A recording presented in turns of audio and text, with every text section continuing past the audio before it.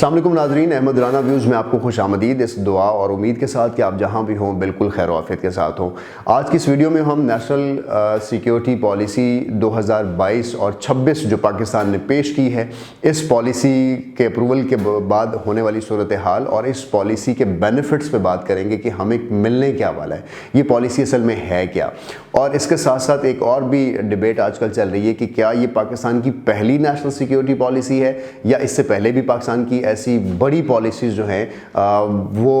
آتی رہی ہیں۔ آپ کو ایک بات بتاؤں کہ نیشنل سیکیورٹی پالیسی واحد پالیسی ہے جو پاکستان کی سب سے زیادہ امپیکٹ رکھنے والی پالیسیز کنسیڈر کی جاتی ہے۔ ہم بات کرتے ہیں ایجوکیشن پالیسی کی، ہم بات کرتے ہیں واٹر پالیسیز کی، ہم بات کرتے ہیں اکنامک پالیسیز کی، فسکل پالیسیز کی، یہ ساری پالیسیز کسی ایک خاص محکمے یا ڈپارٹمنٹ سے جڑی ہیں۔ لیکن جب ہم بات کرتے ہیں نیشنل سیکیورٹی پالیسی یعنی نیشنل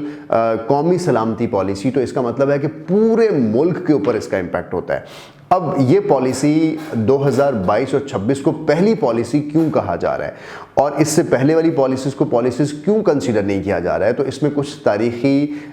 تلخ حقائق ہیں، کچھ تاریخ کی ایسی چیزیں ہیں جو میں آج آپ سے شیئر کرنے جا رہا ہوں کہ اس وجہ سے ہم اپنی قومی سلامتی پالیسی نہیں بنا سکے ہیں۔ لیکن یہ جو پالیسی ہماری موجودہ پالیسی جس کو کہا جا رہا ہے 2022 اور 26، اس پالیسی کے اندر 4 میجر ایشوز جو ہیں وہ اس پہ رہے ہیں، اور اس کی جو جست ہے، اس کا جو کرکس ہے اس پالیسی کا، وہ صرف یہی ہے کہ یہ ایک عام شہری سے متعلق پالیسی بنائی گئی ہے۔ یعنی یہ پالیسی جو ہے وہ سٹیزن سینٹرک پالیسی بنائی گئی ہے کہ ایک عام شہری کی جو زندگی ہے اس کو کیسے امپروو کیا جائے، لیکن اس کی امپروومنٹ کے اوپر 4 مختلف ایریاز پر بات کی گئی ہے۔ اگر میں پہلے ایریا کے اوپر بات کروں تو پہلا ایریا ہے کہ ایک عام شخص کا معاشی تحفظ ہونا چاہیے۔ یعنی اگر ملک میں کوئی بزنس کرتا ہے، ملک میں کوئی کام کرتا ہے یا اپنا روزگار کسی بھی طریقے سے چلا رہا ہے، تو اس کو یہ سیکیورٹی ہو کہ وہ اپنا پر کیپٹا انکم یعنی وہ منتھلی کتنی انکم کماتا ہے وہ اس کو بڑھا بھی سکے، اس کے بزنس کو تحفظ ملے اور ایک ایسا انوائرمنٹ پرووائڈ کیا جائے جس میں وہ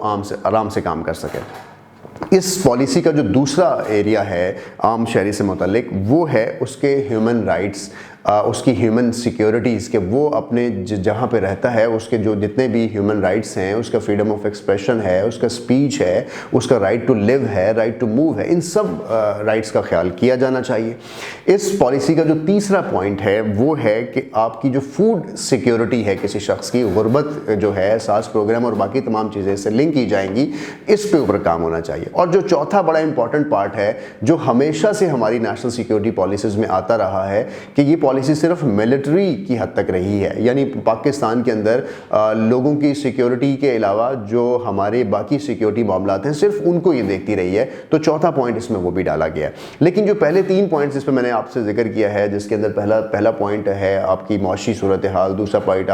آپ کے ہیومن رائٹس ہیں، تیسرا پوائنٹ آپ کا فوڈ سیکیورٹی ہے، یہ 3 پوائنٹ ہیں جو اس بار اس پالیسی کا حصہ بنائے گئے ہیں۔ اب یہ 3 پوائنٹس اس پالیسی کا حصہ بننے کے بعد ایک عام شخص تک کیسے پہنچیں گے اور ایک عام شخص کو اس طرف کیوں سوچا گیا ہے، تو پہلی امپورٹنٹ بات اس پالیسی کی یہ ہے کہ اگر آپ کی اکنامک ہیلتھ اچھی ہوگی، اگر آپ زیادہ پیسے ارن کریں گے، آپ کے زیادہ پر کیپٹا ہوگا، آپ کے ملک میں بزنس گرو کرے گا، آپ کی جی ڈی پی امپروو ہوگی، پورے ملک کی معیشت امپروو ہوگی، جس کا اثر الٹیمیٹلی آخر میں آپ کے ڈیفنس بجٹ پہ پڑے گا۔ تو اس کا کہیں نہ کہیں لنک ڈیفنس کے ساتھ پھر ہے کہ آپ کے ڈیفنس ضروریات زیادہ ہیں۔ اس وقت پاکستان کو باہر سے بہت سے چیلنجز کا سامنا ہے، تو جب تک آپ پیسے زیادہ نہیں کمائیں گے اس وقت تک آپ کا ملک خوشحال نہیں ہوگا، ملک خوشحال نہیں ہوگا تو ہم اپنے جو دفاعی اخراجات ہیں وہ نہیں کر سکیں گے۔ تو اس وقت پاکستان میں جو اکانومی ہے، اکنامک سینٹرک اور سٹیزن سینٹرک پالیسی کی بڑی ضرورت تھی جو کہ اس وقت نافذ کی گئی ہے۔ سوال یہاں یہ پیدا ہوتا ہے کہ کیوں اس کو پہلی پالیسی کہا جا رہا ہے اور جو پچھلی حکومتیں ان کو یہ خیال کیوں نہیں آیا؟ تو اس سوال کا جواب میں جلدی سے آپ کو دوں گا، اور اس سوال کے جواب میں آپ کو کمپیریزن بتاؤں گا کہ جو 2014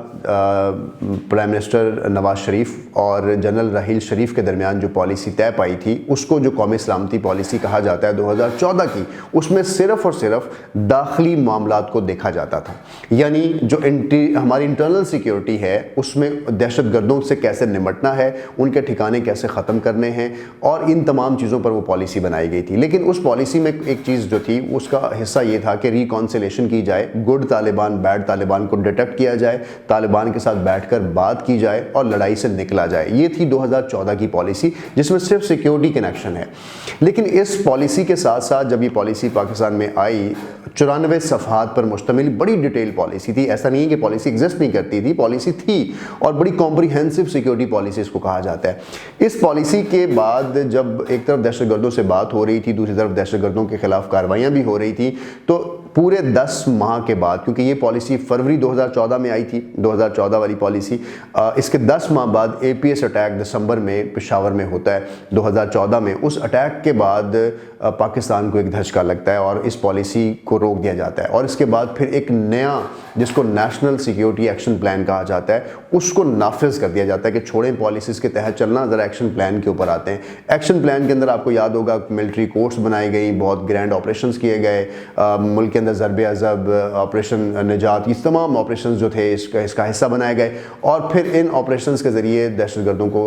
واصل جہنم بھی کیا گیا، ان کو ٹھکانے لگایا گیا، اور ملک کے اندر اس وقت جو سیکیورٹی صورتحال بہتر ہے اس کی ایک بہت بڑی وجہ نیشنل ایکشن پلان بھی ہے۔ لیکن جہاں نیشنل ایکشن پلان نے اچھے کام کیے وہاں اس پہ کویسچن مارک بھی ہیں کہ آپ نے ملٹری کورٹس کیوں بنائی۔ اس کے ساتھ ساتھ اس نے مدارس کے ریفارمز کیے، ہیٹڈ لٹریچر اگر کوئی چھاپتا ہے تو اس کو نہیں چھاپنے دیا گیا۔ یہ ساری پالیسیز کی چیزیں جو نیشنل سیکیورٹی پالیسی 2014 میں جن کو نہیں شامل کیا گیا تھا وہ نیشنل ایکشن پلان نے کیا۔ اب پہلے 2014 کی نیشنل سیکیورٹی پالیسی، پھر نیشنل ایکشن پلان، اور اس کے بعد کی گورنمنٹس کے معاہدے، یہ سارے مل کر آج 7 سال بعد ایک نئی نیشنل سیکیورٹی پالیسی پیش کی گئی، جس کے بارے میں معید یوسف جو کہ مشیر سلامتی کونسل بھی ہیں، کمیٹی بھی ہیں، وہ یہ کہتے ہیں کہ پاکستان کے اندر یہ پالیسی 7 سال بعد لی گئی ہے،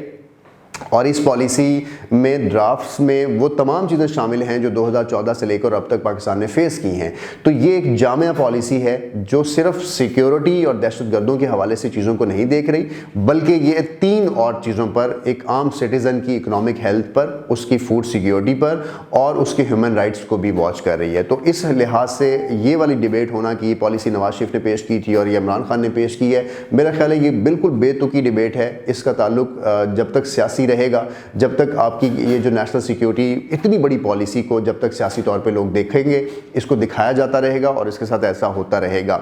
میں نے یہ سٹیٹمنٹ اس لیے دی ہے کہ میں آپ سے تاریخ کے بڑے تلخ حقائق شیئر کرنے جا رہا ہوں۔ 1971 کے اندر جنرل یحییٰ نے ایک پالیسی بنائی، ایک کونسل بنائی جس کو نیشنل سیکیورٹی کونسل کہا جاتا ہے۔ اس کونسل کو دیکھا گیا کہ یہ شاید ایک ڈکٹیٹر نے بنائی ہے، اور کونسل کیوں ہمارے فیصلے سازی کرے۔ بھٹو کے دور میں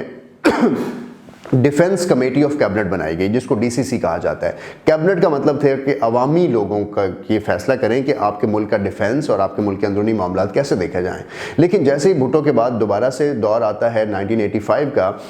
اس دور میں دوبارہ سے ہم نے دیکھا کہ پھر اس کو کونسل میں کنورٹ کر دیا گیا۔ پھر بینظیر بھٹو صاحبہ کا دور آتا ہے، بینظیر بھٹو صاحبہ نے پھر کونسل کو ختم کیا اور ڈیفنس کیبنٹ کی طرف لے آئے۔ تو یہاں ایک لفظ آپ نے سنا، کونسل اینڈ کیبنٹ۔ کیبنٹ کا مطلب ہے کہ ہماری ڈیموکریٹک گورنمنٹس کے الیکٹڈ نمائندگان، اور کونسل کا مطلب ہے گنے چنے کچھ لوگ یا ڈکٹیٹر کی اپنی ارد گرد کے لوگ۔ تو کونسل اور کیبنٹ کے ورڈ پہ ہمیشہ اعتراض رہا، اور یہ قومی سلامتی کمیٹی اور قومی سلامتی کیبنٹ جو ہے اس کے درمیان ایک جنگ جو ہے ہمارے سسٹم کا حصہ رہی۔ اسی وجہ سے جب بھی قومی سلامتی کونسل کا کوئی بیان آتا تھا تو یہ سمجھا جاتا ہے کہ شاید یہ ڈکٹیٹرز یا اسٹیبلشمنٹ یا فوج یا کوئی ادارے جو ہیں اس کو لیڈ کر رہے ہیں اور اس میں پارلیمنٹ کا کوئی رول نہیں ہے۔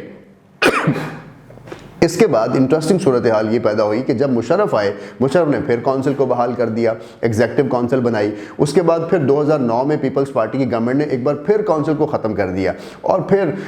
بڑا انٹرسٹنگ یہ فیکٹر بنا کہ 2013 میں نواز شریف نے ایک ڈیموکریٹک گورنمنٹ نے کونسل کو بحال کر دیا، اور اس کو بحال کرنے کے بعد پہلی نیشنل جو کونسل تھی، نیشنل یہ جو سیکیورٹی کونسل تھی، اس نے نیشنل سیکیورٹی پالیسی دی جس کو 2014 کہا جاتا ہے۔ اب یہاں پر یہ موازنہ کرنا کہ